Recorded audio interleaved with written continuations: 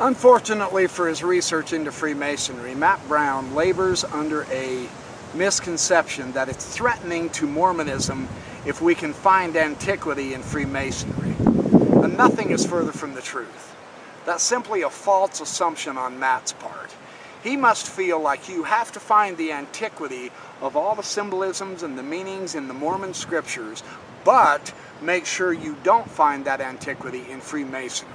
Otherwise, that threatens Mormonism. So once again, let a master Mason set the record straight. Masonry does not threaten Mormonism in any manner. If it did, why would Joseph Smith have even joined it and continued it for years at Nauvoo? It was the single largest, most fastest growing lodge in the nation. Now that tells you something. Joseph Smith didn't see Freemasonry in a negative light like Matt Brown does. Joseph Smith didn't see Freemasonry as threatening the restoration of Mormonism in any manner. Neither do I. But apparently Matt Brown does. And he's absolutely wrong. Because Freemasonry is not a religion competing for converts out of Mormonism. Freemasonry is a brotherhood that can embrace everyone's in their religious backgrounds.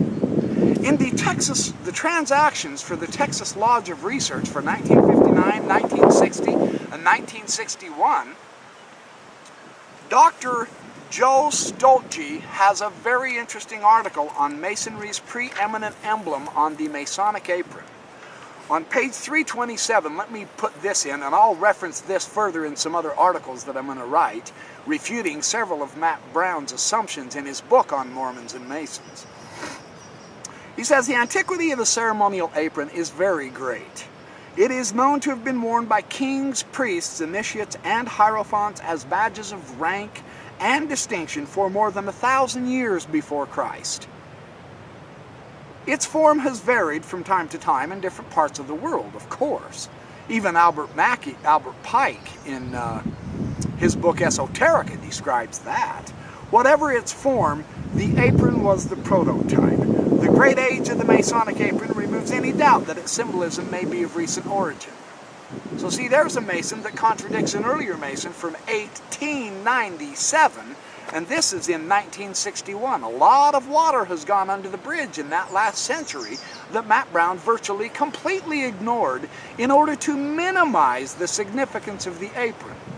And as a Freemason, I'm not going to let that kind of shoddy, immature research into the craft go unnoticed and unchallenged. Matt Brown is simply wrong in his analysis of the Freemasonic apron. I speak as a Master Mason with the full authority of the fraternity behind me, as well as a 32nd degree Scottish Rite Mason, when I pronounce that Matt Brown is not a good source on Masonry. You can do better. If you want to learn about Masonry, ask a Mason. That's the key. You don't ask about Mormonism from a Catholic, do you? You don't ask about Mormonism from the anti-Mormons. Then why on earth would you think you're getting the real good stuff on Freemasonry from a non-Mason? It just doesn't make sense. Matt Brown needs to do it or quit writing about it. I think he owes the fraternity an apology in writing and published on how he disses Freemasonry so badly because of his assumptions and biases. He's simply wrong. We are a forgiving people.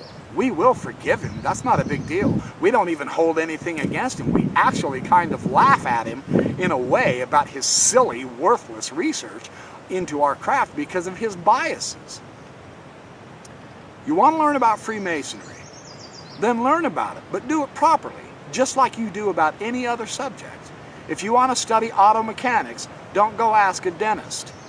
If you want your broken bone reset, don't go ask a grocery clerk to reset your broken leg. Go to the proper people who know what they're talking about and doing. It's that simple.